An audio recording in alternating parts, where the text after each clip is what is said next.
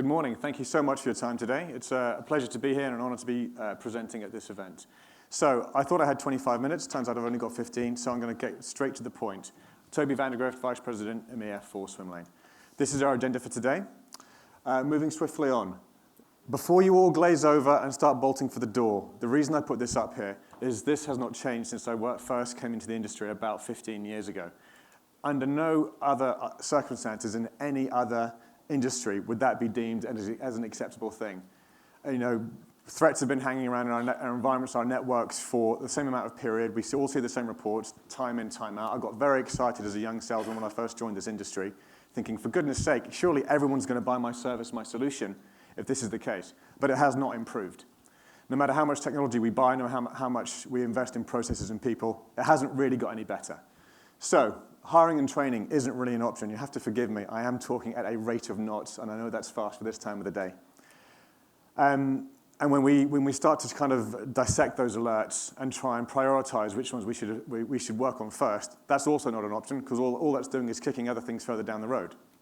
A couple of people shaking their heads in the audience there. If I say something contentious, please feel free to call me out and ask a question. Otherwise, 15 minutes of my voice is very dull. So this is another slide which I always love to show, because it could be literally from any vendor out there. We all talk about the same things: talent shortage, changing threatscape, keeping pace with the threats, demonstrating business value. What we think in Swimlane is these are actually symptoms of what's actually going on out there. So the things below the waterline and the iceberg is always what gets you. So the problems causing those symptoms are technology change, requirement for continual process improvement, the changing way your users and your stakeholders interface with technology, not just your internal customers, but the way your customers' customers interface with technology.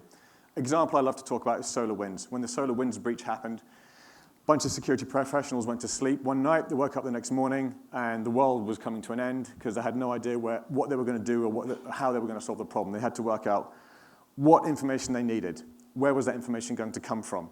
When I've got that information, what will I do with it? What vendors do I need to integrate with to put that information into to make good use of it and save my life? They had to do that in a matter of hours. Most people did it in a few days, which is still pretty impressive. And as we all know in security, minutes is a lifetime in security. Minutes is enough time to get you done like a kipper, as they say. Excuse me. So, quick thing about Swimlane. You may not know this, but we're the largest and fastest growing pure-play security automation company in the world. We've got some great industry acolytes from people like Gartner. We were the Deloitte Fast 500 technology winner for Technology in America last year. We've got some fantastic metrics and customer outcomes. One of the things I love about my product in security automation is we can actually point to the value and the benefit we give to our customers. We can directly compare how fast it was for you to do certain tasks before automation and how fast and efficient it was after automation. The reason we have a lot of success in the marketplace is we're giving value at many different levels. So it's talking to the executives, giving them dashboards and information they need. It's talking to the managers, so helping them manage their team and their efficiencies, and also making life for the analysts a lot easier. And this is the slide that I like to talk about. How am I doing on time? Am I going too fast? I'm kind of whipping through this. Green card. Green card? Is everyone keeping up with me, or am I going way too fast? No? A few jokes, thumbs up, we're all good. Marvelous. So, what we talk about in security automation, there's two things. A lot of people here will think, well, security automation, what are you saying, Toby? Because we all know the marketplace as being SOAR, security orchestration, automation, and response. I've been doing this in this field since 2016, and before Gartner invented the word SOAR. And I genuinely think that word SOAR has done the industry a disservice, because we talk about SOAR as something that happens almost exclusively in the SOC. It's SIEM alert triage, threat intel lookups, pulling information from an EDR solution or making the EDR solution perform a certain function. And this is fantastic. It's a thing we need, and it's a fantastic place to start. But in our opinion, there are many things in security which should be automated in the SOC, but also beyond the SOC. If you think about any breach that you hear about, and you'll hear this from all the vendors as well, any breach that happened, everyone had fantastic technology, training, processes, huge investment, but they still got done in by the bad guys. And that's usually because they didn't have time to get around all of the tasks they needed to do. The cockroaches always hide under the rocks that you don't turn over, as they say. How about we automate some of those tasks? How about we automate vulnerability management? How about we automate certificate management? How about we automate joiners, leavers, movers? If we can do things like that, we can massively reduce the attack surface, the availability for bad people to come and do bad things to us. So, above the waterline is things like vendor-defined playbooks, standard security integrations, case management reporting. Excuse me. Below the waterline is what we address at Swimlane. So we come back to this thing about speed. We call ourselves a low-code security automation platform. It's how fast can you integrate with new sources of information? How fast can you integrate with new vendors? How fast can you change your processes? Having a process in place is fantastic. It's a great idea. You write it out on a whiteboard. But in the case of something like a SolarWinds or a breach, how fast can you actually put it into action and actually take advantage of that? The features we put below the waterline, so instant connections to APIs, so removing the requirement to code an API. Why not have a very quick connection and do the logic on the platform? Being able to ingest large amounts of data from almost any source, either via API or via webhook. Can you publish or can you push out via webhook? Things like this make it much quicker to work through your security environment, and it's that speed which counts. So, I've talked a lot about automation, and it's kind of a nefarious, amorphous word. What we do with automation is, well, what I like to do is kind of explain what it actually means to humans in real terms. What does this actually mean? So if you think about the current world, your poor old analyst or your SOC team, they have a gazillion different platforms and consoles to work with.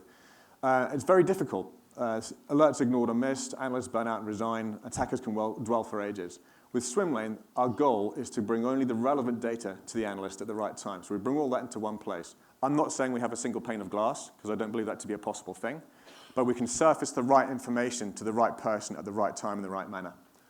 We can auto-prioritize those as well. Then taking it a stage further, we can single click for automation, single click for reports, single click for dashboards created any way you want. And I'm ahead of my slides there, excuse me.